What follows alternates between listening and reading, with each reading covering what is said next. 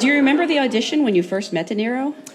That was, yeah, I mean, that was one of those incredible auditions that came around that I suppose every kid had been waiting for a long period of time, because it's just not that often that you get a starring role above Robert De Niro in this incredible, screenplay, and it was, Ellen Barkin and Michael Caton-Jones, and it was just, everyone was sort of fiending for this role. And I got down, I suppose, to the final five, and there was like a last sort of day. Toby was there, and I do remember thinking to myself, I gotta do something. I gotta do something to stand out. And in the audition, there was Art Lentz and Michael Caton-Jones. Art Lentz was the producer, and De Niro. And I remember there was a mustard jar scene, and he had to jam a mustard jar in my eye repeatedly. It was an abuse scene. And the script sort of didn't call for it, but I got up and he said, "Now, is it empty? Is it empty?" And I got up and I screamed, "No!" Like completely unnecessary, but I screamed in his face, and I sat there, with my head, looking like a red tomato, and everyone started laughing at me in the entire room. De Niro, everybody was in hysterics, and I sat there frozen thinking, oh my God, I just screwed this entire opportunity up. And I just sat there frozen, and then, Bob, in traditional De Niro fashion, kind of just looked at me and went, it's good.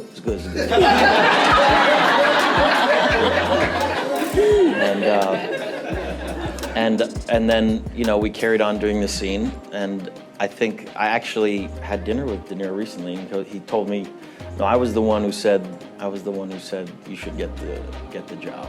Has acting turned out to be all that you wanted it to be? It's incredible. It's incredible. I never knew that I could do it as a career. I never knew. It was the first memory that I had. It's the first thing I can think of is saying, I want to be an actor, to my parents. And if I hadn't lived in Los Angeles and been in such close proximity to sort of the mecca of movie making, if I didn't have parents that said, okay, we'll drive you to auditions, we didn't have the economic means to, move camp from Idaho to Los Angeles because some snotty 10-year-old kid says, I want to be an actor. We did it, and after school I got to go on auditions, but it was always, and I've said this before, it felt like an elite group of people, and it felt like I would never belong to them. So once I got the opportunity to, for example, get the movie This Boy's Life with Robert De Niro, I said, wow, now I'm able to I might be able to steer the course of my career. I might be able to have a career similar to these guys that I so admire. And that I knew at 15 years old was the biggest gift in the world, and that's never left me. I've never that thirst or that hunger for wanting to give one great performance that I'm truly satisfied with, or be in one movie that I said, I love this film, is something that I don't know will ever be quenched. I don't know, and I think that's a good thing, because it keeps pushing you. You're constantly dissatisfied, in other words. Meryl Streep and Diane Keaton were just my two favorite actresses of all time, even before I did this film. And Meryl is just such a presence when you work with her. I mean, she throws you so many curveballs all the time. You've got to be on your toes with her, because she may do something completely different the next take, and you got to sort of be prepared. So, anytime you work with people of that caliber, you learn a lot. I never went to formal acting. It was only until really The Aviator that I started working with Larry Moss, who, it was the first film that I had produced, that I had thought of. It was sort of my concept, and I felt like I needed to brush up on my technique. So that's when I really started doing formal training, and it was an amazing experience with him. I mean,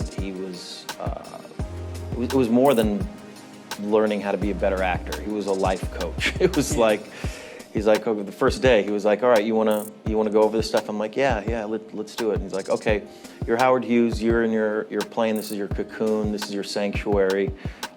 Show me how you fly a plane. I'm like, well, I haven't really. He's like, come on, don't, basically sit in that chair and do it for me right now. I'm like, well, I haven't quite prepared. He's like, don't you pull that shit with me. He's like, you get in that goddamn cockpit right now, and you show me who the hell Howard Hughes is. You do it in front of me right now. I'm like, okay.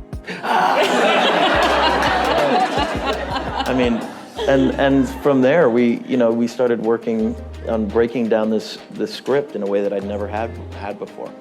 I have to say I'm impressed because most people, don't get an Oscar nomination and have like many hit films behind them and then choose to go see an acting coach.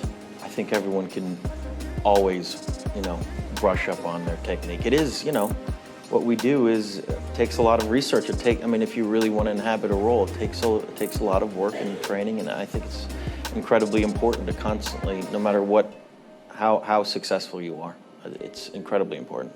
What gives me strength all the time is to be able to have formulated a group of people around me that are my friends and my family.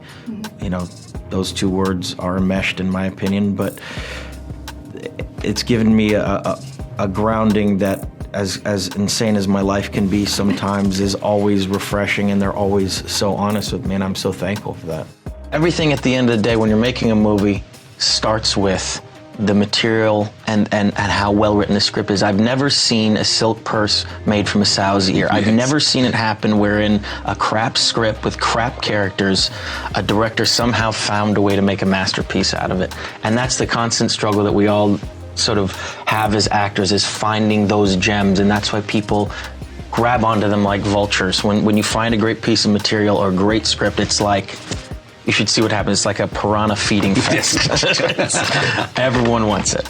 Being an actor is the first thing that I remember wanting to do in life. I remember at 14, 15 years old, watching some classic films, spending months and months watching all the great classics, all the great performers of the past, and being so incredibly inspired by them and saying to myself, one day I want to come close to doing something that good. So I think that thirst or that drive to just achieve what I believe is something as good as, those heroes that I have is what continues to make me want to do this. After This Boy's Life, you went on to play Arnie Grape and What's Eating Gilbert Grape. And this was a turning point. I know.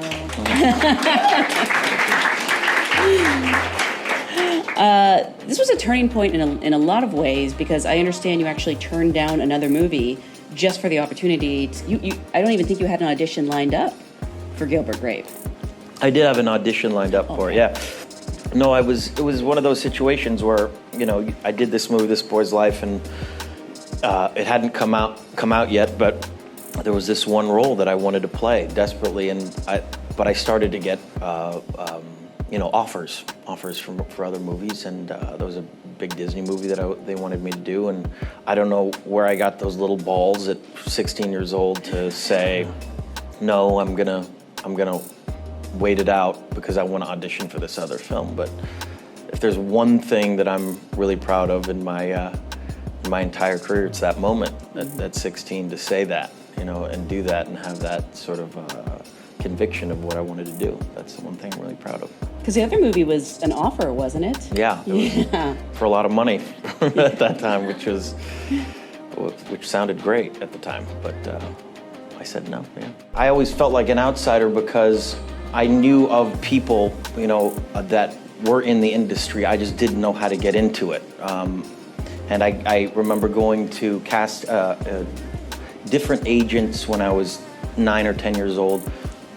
I was rejected twice. I remember there was like this sort of cattle call of kids, and I lined up. It was like a prison photo or something. I had this crazy breakdancing haircut from when I was breakdancing, and I kind of dressed in hip-hop clothing, and I remember they went, yes, yes, went to me, went, nope, yes, yes, nope, yes, wow. yes. And that was it. So I got rejected a couple times, and then I just kept asking and asking and asking. And I remember my dad saying, just stick with it. Someday you'll have your day. And then I came back, I think, 2 years later and finally got an agent. I'm very proud that a movie like this got made. It's very, very, very rare to see films that are this ambitious coming out of the Hollywood studio system. So I'm sort of on a tirade trying to promote this film because I just want to see more films like this out there as a fan of movies. But as far as awards are concerned, you know, the truth is there's a lot of peace of mind in it because you really realize that you ultimately have no control of these things. Is it something you hope for or set off to the side? Like I said, honestly, I do these movies because I really love movies and I want to make great movies. All that stuff is totally beyond your control. It really is.